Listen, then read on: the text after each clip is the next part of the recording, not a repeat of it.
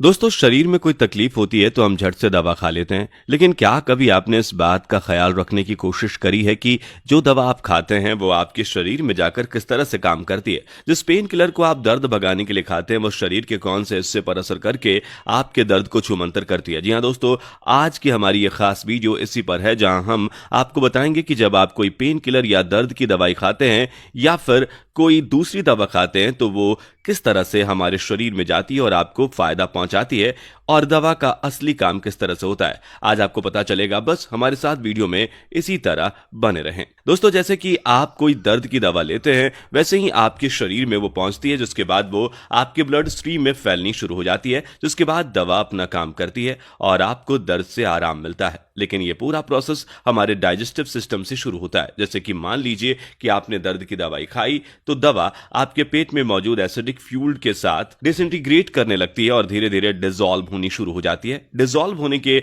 बाद दवा आपके ब्लड वेसल्स में पहुंचती है। अब ब्लड वेसल्स से होते हुए ये दवा आपके लिए लीवर तक जाकर पहुंचती है, जहां दवा के अंदर मौजूद ड्रग मॉलिक्यूल लीवर वेसल्स के अंदर ट्रैवल करते हैं और हमारी बॉडी के अंदर मौजूद एंजाइम्स दवा के मॉलिक्यूल्स के साथ रिएक्ट करके उन्हें न्यूट्रलाइज करने की कोशिश करती है। अब यहां से दवा लीवर से होते हुए हमारी नसों तक पहुंचती है और इन नसों से बॉडी की सर्कुलेटरी सिस्टम तक पहुंचती है। दोस्तों, दवा खाने के करीब आधे घंटे बाद तक खून के अंदर डिसॉल्व हुई दवा पूरी बॉडी में सर्कुलेट हो रही होती है, जहां दवा ब्लड में मिक्स होने के बाद शरीर के हर हिस्से तक पहुंचती है, फिर चाहे वो हमारा दिल हो, दिमाग हो, किडनी हो, लीवर हो या बॉडी के कुछ और पार्ट्स। ये दवा पहुंचकर ये पता करती है कि दर्द का सबसे ज्यादा असर शरीर के किस हिस्से में हो रहा है और फिर जिस जगह पर दर्द हो रहा है वहां मौजूद मॉलिक्यूल्स को टारगेट करती है। आपको बता दें कि जितने भी पेन किलर्स होते हैं वो बॉडी द्वारा ट्रांसमिट किए जाने वाले पेन सिग्नल को प्रोड्यूस करने वाले कंपाउंड को ही ब्लॉक कर देते हैं, जिसकी वजह से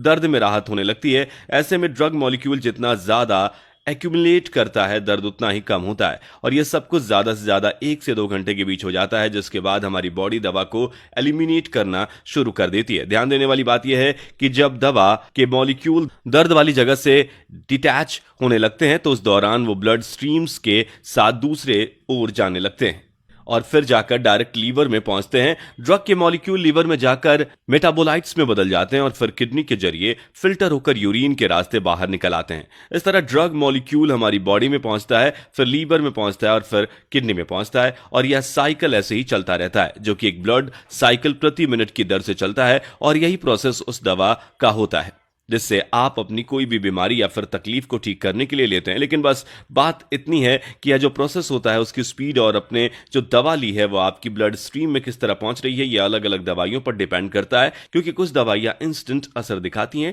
और तुरंत परेशानी को दूर करती हैं, तो कुछ दवाइयां धीरे धीरे अपने प्रोसेस को करती हैं लेकिन वह लंबे समय तक बॉडी को हील करती है। यानी कि अगर आप बुखार में पैरासीटामोल टैबलेट ले रहे हैं तो वो जल्दी असर करना शुरू कर देगी, लेकिन वहीं अगर आप डेंगू या पीलिया वगैरह जैसी लंबे समय तक चलने वाली बीमारी की दवाई ले रहे हैं तो दवा धीरे धीरे बॉडी में रिएक्ट करती है और बॉडी में उसका असर देर से होता है, लेकिन जब होता है तो बढ़िया तरीके से होता है। वैसे दोस्तों, जब हम दवा के बारे में इतनी बातें कर ही रहे हैं तो क्या सिर में दर्द होने पर आप झट से डिस्प्रिन या फिर कोई दूसरी दवा खा लेते हैं या चाय पीकर अपना दर्द भगाने की कोशिश करते हैं? आप अपना जवाब हमें कमेंट में जरूर बताइएगा।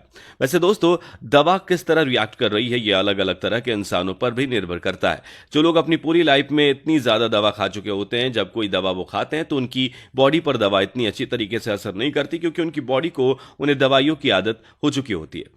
ठीक उसी तरह जैसे लोग सिगरेट या फिर दारू का नशा करते हैं, तो जो लोग रेगुलर बेसिस पर दारू या सिगरेट पीते हैं उन्हें ज्यादा कुछ असर नहीं होता, लेकिन जो लोग पहली या दूसरी बार कभी कभी नशा करते हैं उन्हें इसका अच्छा खासा असर देखने को मिलता है। और ठीक ऐसी ही दवाइयों के साथ भी होता है। इसलिए यह सलाह दी जाती है कि आपको ज्यादा दवा नहीं खानी चाहिए, बल्कि जब जरूरत हो तभी आपको दवा खानी चाहिए। जिन लोगों की लाइफ दवा पर टिकी है उनके लिए कुछ नहीं कहा जा सकता है, क्योंकि ब्लड प्रेशर से लेकर हार्ट पेशेंट तक ऐसे बहुत से मरीज होते हैं जिन्हें अपनी मेडिकल कंडीशन को बेहतर बनाए रखने के लिए रेगुलर बेसिस पर दवा खानी होती है। ऐसे में जब जो दवा आप खाते हैं तो उनकी बॉडी में दवा बहुत धीरे धीरे काम करती है, जिसका प्रोसेस बहुत ही स्लो हो जाता है। वैसे दोस्तों, मेडिसिन खाने की सबसे बेसिक चीज उसका डोज होती है, क्योंकि अगर मेडिसिन की डोज कम है तो दवा काम नहीं करेगी, और अगर उसकी डोज ज्यादा है तो उसका असर हमारी बॉडी पर काफी गलत तरीके से पड़ सकता है। कई बार तो दवा के हाई डोज के कारण लोगों को अस्पताल तक दौड़ना पड़ जाता है। इसलिए मेडिसिन की डोज पर बिल्कुल प्रॉपर नजर रखनी बहुत जरूरी है, और इस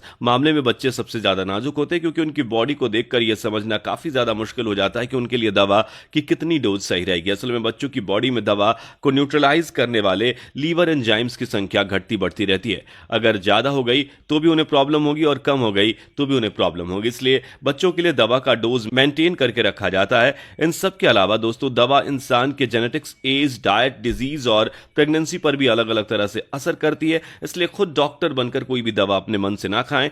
अगर आपको कोई तकलीफ है तो डॉक्टर के पास जाएं और उसे अपनी प्रॉब्लम बताएं। वो जो दवा देगा उसी दवा का सेवन करना है आपको, ताकि आपको दवा की वजह से कम कोई तकलीफ तो ना हो। बाकी उम्मीद है कि आपको वीडियो काफी ज्यादा पसंद आई होगी। आपका वीडियो के बारे में क्या ख्याल है, कमेंट में जरूर बताएं, और इस तरह की सेहत से जुड़ी वीडियोस को लगातार देखते रहने के लिए हमारे चैनल को सब्सक्राइब करना ना भूलें। धन्यवाद।